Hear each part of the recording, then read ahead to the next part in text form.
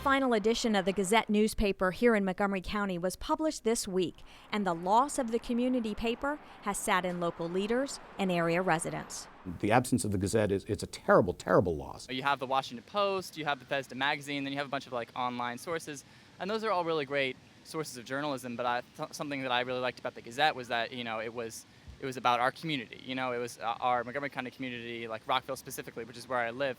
I could always go in. I could see I'd see articles like, oh yeah, I know that building, and it would catch my eye, and then I'd read about how they were taking down some historic landmark, or how there was some new city council member that was going to be doing and their agenda initiatives. But so now we're losing that sort of uniting community thing, which is sad.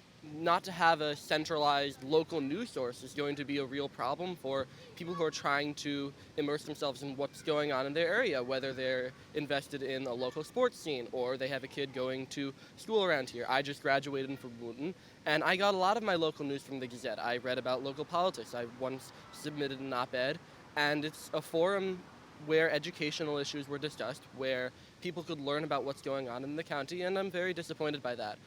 I feel bad, because the Gazette has been around a long time, and most of the people around here depend on the Gazette. Yeah, I've been reading it for years. I think it's sad. I mean, I think about the employees and people who have worked there, and then also just that, things aren't really on paper anymore, so it's just the way our lives are going nowadays. County Executive Isaiah Leggett released a statement noting that the Gazette has been a vital source of information for our county's communities. He said his heart goes out to the Gazette employees affected by the closing. For MyMC Media, I'm Sonia Burke.